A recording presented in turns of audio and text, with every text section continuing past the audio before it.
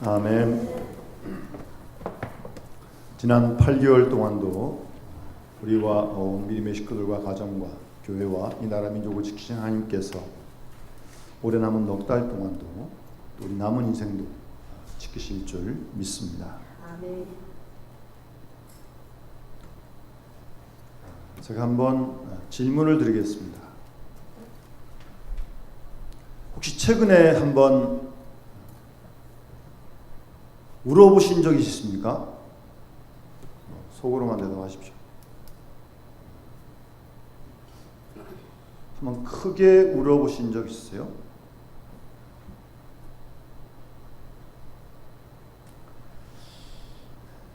어떤 사람은 오늘의 우리 시대를 가리켜서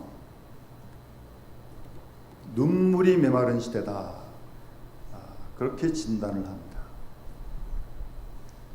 눈물이 메마른 시대다. 예수님께서 마태복음 11장 15절 이하에 보게 되면 이 세대를 무엇으로 비유할까? 비유하건대 아이들이 장터에 앉아 제 동물을 불러 이르되 우리가 너희를 향하여 피리를 불어도 너희가 춤추지 않고 우리가 슬피 울어도 너희가 가슴을 치지 아니하였다 함과 같도다. 예수님이 그 당시에 보셨던 그 시대, 피리를 불어도 춤추지 않고 슬피 울어도 가슴을 치지 아니하는 안타까운 말씀이신데 오늘도 그런 시대가 아닌가 크게 염려가 됩니다. 우리가 믿는 예수님은 요한복음 11장 35절에 보면 죽은 나사로를 찾아가셔서 예수께서 눈물을 흘리시더라, 그렇게 말씀하고 있습니다. 눈물을 흘리시더라. 아마 나사로와 그의 가정을 많이 사랑하셨던 것입니다. 그래서 눈물을 흘리셨다라고 그렇게 기록되어져 있습니다. 오늘 이 마태복음 5장 이 4절의 본문을 공동번역 성경에는 슬퍼하는 사람은 행복하다, 그들은 위로를 받을 것이다 라고 그렇게 번역이 되어 있습니다. 슬퍼하는 사람은 행복하다, 그들은 위로를 받을 것이다, 그렇게 말씀하고 있습니다. 우리가 하나님 말씀 성경을 읽어보게 되면 이 세상적인 눈으로 볼 때 좀 이렇게 이치가 잘 안 맞는 것 같은 말씀들이 많이 있습니다. 뭐 어째서 부한 자가 아니고 가난한 사람, 기뻐하는 사람이 아니고 슬퍼하는 사람이 복이 있다고 말씀하시는가? 요새처럼 남의 것까지도 빼앗는 시대에 이뤄야 구원을 받는다라고 말씀하시는데 참 이런 말씀들은 부담도 되고 납득도 잘 안 되고 이거 뭐 좀 잘 맞지 않는 말씀이 아닌가라고 생각될 때가 있습니다. 그런데 그 말씀이 주님의 말씀이고 하나님 말씀입니다. 아마 예수님께서 보시기에는 천국적인 안목과 영적인 판단력으로 볼 때 세상의 모든 일들이 진리에서 잘못 가고 있다고 주님은 그렇게 판단하신 것입니다. 사실 어째서 웃는 자가 아니고 우는 자, 기뻐하는 자가 아니고 애통하는 자가 복이 있다는 말씀입니까? 우리가 여기서 깊이 먼저 생각해야 할 점은 기쁨이나 행복의 차원과 그 뿌리가 어디에 있는가 라고 하는 것을 먼저 생각을 해야 합니다. 애통하는 자가, 슬퍼하는 자가 복이 있는데 저가 위로를 받을 것입니다 라고 말씀하시는데 슬퍼하는, 애통하는 자가 받는 위로의 깊은 그 뿌리가, 근거가 어디 있는지 좀 우리가 좀 분명히 알아야 한다는 말씀입니다. 위로하신 하나님께 뿌리를 두지 못하고 기쁨이나 행복을 누린다면 이거 아무 뜻도 없는 거 아니겠습니까? 따라서 뜻도 없고 진리에서 떠난 그런 기쁨이라면 그건 쾌락이죠. 쾌락. 차라리 슬퍼하고 애통하고 그런 사람이 훨씬 더 행복한 사람이라고 믿어집니다. 예수님의 동생이시고 초대교회 감독이었던 30년 목회를 하신 야고보 사도도 야고보서 4장 9절 말씀 보시면 한번 따라합시다. 슬퍼하며 애통하며 울지어다. 너희의 웃음을 애통으로 즐거움으로 죄송합니다. 너희의 웃음을 애통으로 너희 즐거움을 근심으로 바꿀지어다.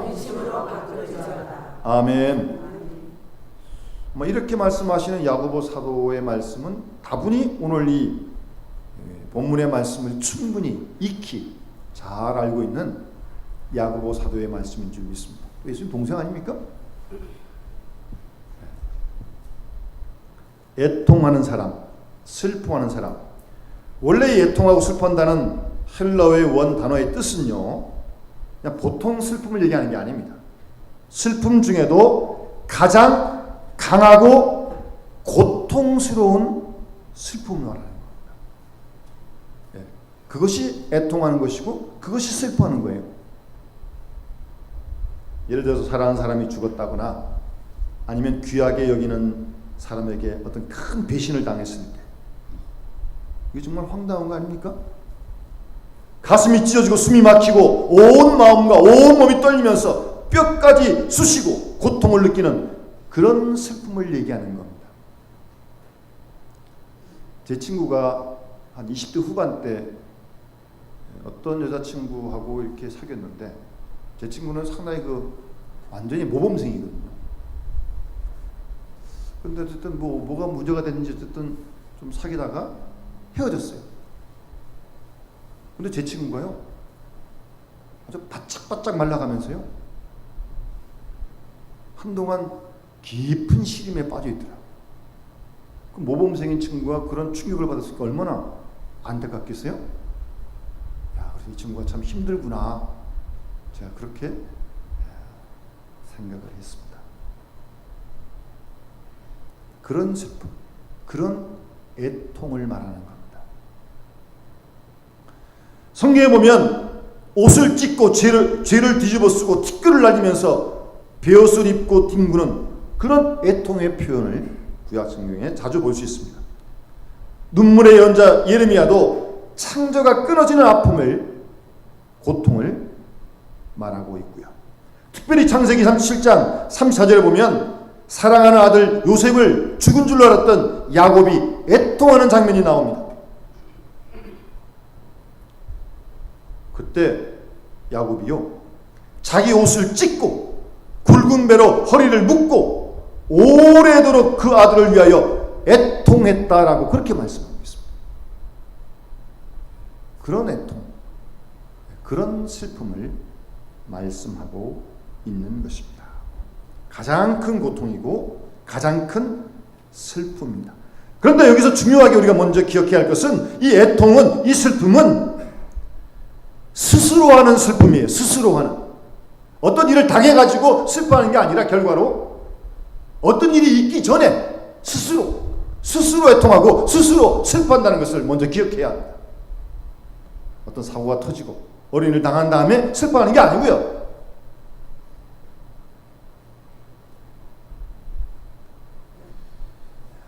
마땅히 고통을 느껴야 할 시간에 고통이 없고 마음의 아픔이 있어야 할 시간에 아무런 아픔이 없다고 하는 것은 자랑할 게 아니죠.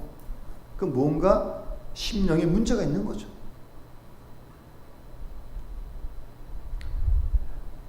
여기서 슬퍼하고 애통하는 것은 자발적이고 분명한 생각을 가지고 있는 그런 행동입니다.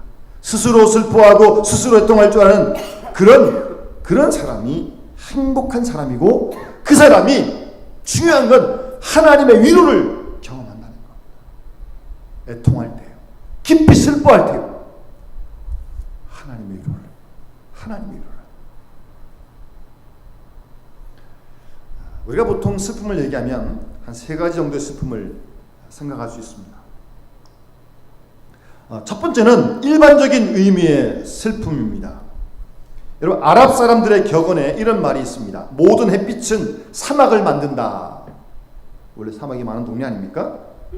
그러면 이 말은 그러니까 우리가 웃고 행복해하는 그런 모든 것들은 슬픔과 불행을 가져오게 한다고 하는 그들의 인생 철학을 말하고 있는 것입니다. 일반적으로 보면 이렇게 웃을 때, 기쁠 때 아무래도 인생의 깊이를 깊이 생각하지 못하잖아요. 사람이 대부분 그렇지 않습니까? 그러다가 울고 애통하고 괴롭다 보게 되면 이러한 게 인생이구나 라고 인생을 좀 더 깊이 생각하게 되는 것입니다. 그래서 솔로몬은 전도서 7장 2절 말씀에 초상집에 가는 것이 잔치집에 가는 것보다 낫다. 초상집에 많이 갔어요. 잔치집 가는 것보다 낫다고요. 왜요? 모든 사람의 끝이 이와 같이 됨이라. 산자는 이것을 그의 마음에 둘지어다. 그렇게 말씀하고 있어요. 깊은 고독에서 오는 뼈아픈 슬픔이 인생의 인생됨을, 인생이 무엇인가를 찾게 한다는 것이죠. 보통 그냥 평안할 때는 그 환경을 통해 만들어진 그런 어떤 허수아비 인간, 그런 모습으로 우리가 살아가다가 진정한 자기 자신을 잘 모르는 거죠. 그냥 이렇게 그냥 살아가니까. 그러다가 고통하고 애통하게 될 때 비로소 누더기 같은 자신, 그 누더기 같은 그 내가 아닌 그 껍데기를 벗게 되고 순수한 자신의 모습으로 돌아가게 되는 것이 일반적인 현상입니다. 언제나 생각이 있어야겠지만 애통하고 깊이 슬퍼하는 그럴 때 아무래도 좀 더 깊이가 있지 않습니까? 그리고 원점으로 돌아오는 가장 진실된 순간이 이루어지는 것입니다. 그냥 겉으로 생각하다가 깊이 있는 생각을 하게 되고 어떤 화려함에 취해 있다가 거짓에서 모처럼 벗어나서 진실을 찾게 되는 순간은 분명 애통하는 시간입니다. 슬퍼하는 시간입니다. 그래서 다윗 왕은 시편 6편 6절에 보면 내가 탄식함으로 곰핍하여 밤마다 눈물로 내 침상을 띄우고 내 요를 내 이불을 적십니다. 42편 3절 말씀에도 내 눈물이 주야로 내 음식이 되었습니다 라고 다윗은 그렇게 노래하고 있습니다. 정말 이 눈물이 음식이 되는 주야로 이 순간이야말로 진정한 자신의 모습을 찾는 순간 아니겠습니까? 그가 아무리 화려한 왕이었다 할지라도 말입니다. 애통하는 순간 다윗은 진정한 자기 자신을 찾게 되었고 그 속에서 다윗은 자유를 누릴 수 있었던 것입니다. 그러니까 이렇게 애통하고 슬퍼하는 거 보면 얻는 바가 굉장히 커요. 아프지만 고통스럽지만 얻는 게 많아요. 애통 그 자체는 모든 걸 잃어버렸고 이전의 모든 가치가 다 무너진 순간이지만 바로 그 순간 한편 아주 소중한 것들을 얻게 된다는 말씀입니다. 첫 번째는 그런 애통, 슬퍼하는 순간을 통해서 자신과 자신에 대한 진실된 모습을 발견하게 됩니다. 잃어버렸던 자신의 그 모습을 관심 갖게 되고 밝은 눈으로 자신을 살펴보면서 정말 자신에 대해서 자기의 모습을 정확하게 보게 되는 것이죠. 그것이 사실은 겸손한 겁니다. 그냥 뭐 목소리 힘주고 목에 힘주고 폼 잡고 뭐 거드름 피우고 뭐 있는 척 아는 척 하는 거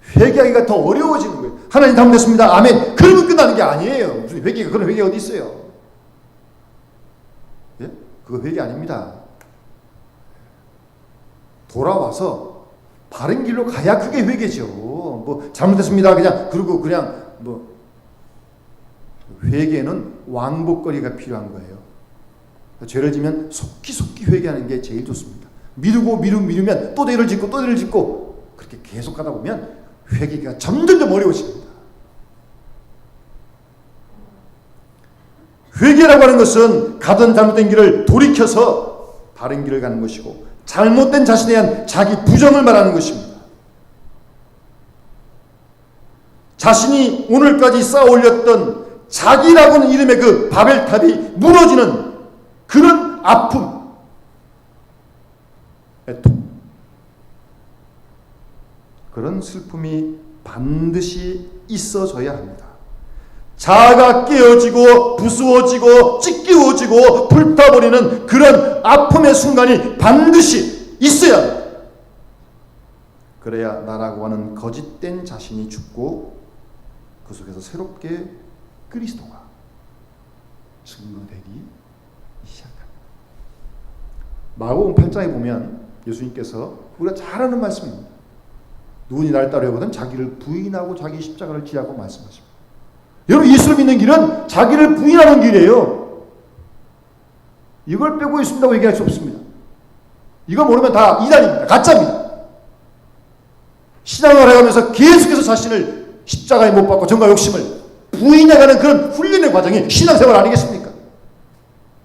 결국 그걸 못하니까 교회마다 분쟁이 생기는 겁니다. 뭐 이러니 저러니 뭐 자기만 말합니까? 저쪽은 말 안 하는 거예요? 그러니 분쟁이 생기는 거죠. 자기를 부인하는 거예요. 그것이 주님을 따르는 길의 첫 출발입니다. 그거를 평생 훈련하는 거예요. 그래서 사도 바울이 고린도전서 15장에 나는 날마다 죽노라 라고 말씀하는 겁니다. 날마다 죽노라. 매일매일 죽어요. 그래야 내 속에서 그리스도가 살아 역사할 거 아니겠습니까? 죽는 훈련을 계속해야 되는 겁니다. 그게 예수 믿는 길이에요. 분명히 알고 우리가 신앙생활 열심히 해야 됩니다.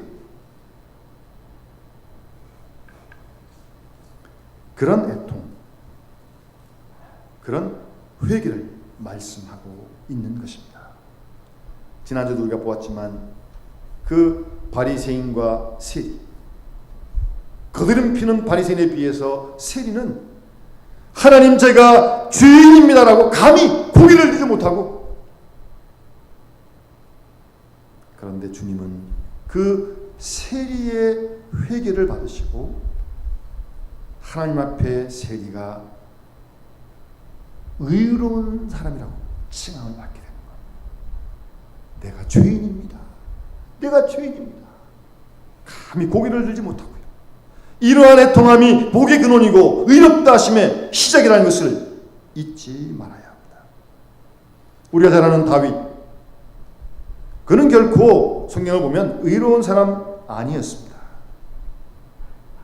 정말 결정적인 아주 중요한 죄를 지었어요.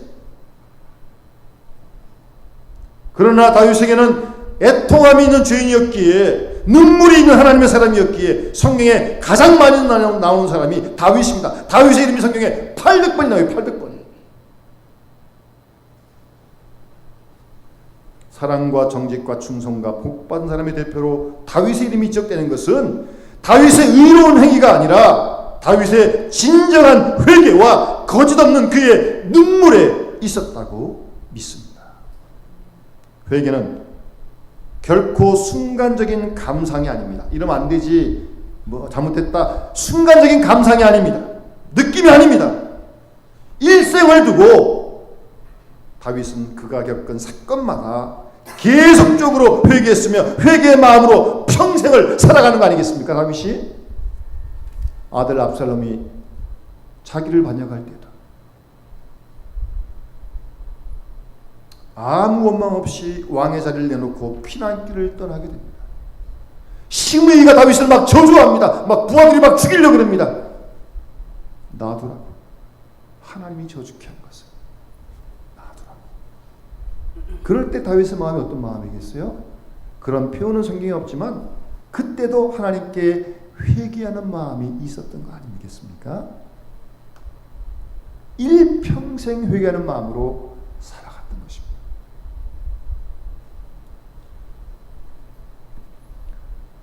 다윗은 한 번도 밧세바를 탓한 적이 없습니다. 한 번도 환경을 탓한 적이 없습니다. 내가 잘못했습니다. 나 때문입니다. 라고 다윗은 그렇게 고백합니다. 이러한 뜨거운 회개의 눈물, 애통함이 있을 때 그가 하나님의 위로를 받는 복을 받게 된다고 말씀하고 있습니다. 한 걸음 나아가 우리는 세상에 대해서도 애통하고 슬퍼해야 합니다.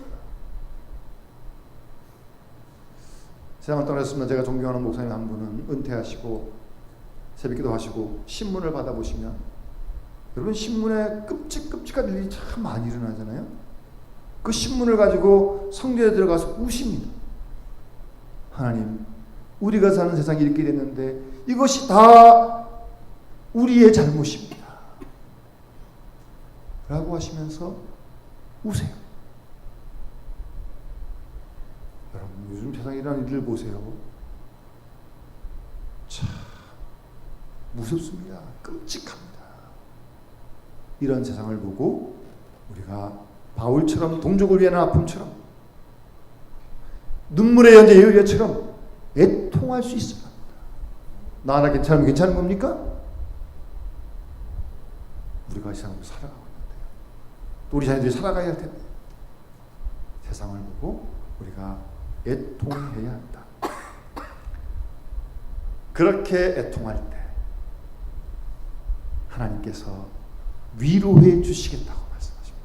사실은 이 위로가 없다면 애통하고 슬퍼하다가 지쳐가지고 절망에 빠지고 실망하고 자책에 빠진다면 이거 아주 끝이 영 안 좋죠.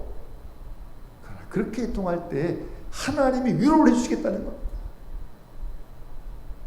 그래서 애통하는 사람이 행복한 사람이라는 거예요.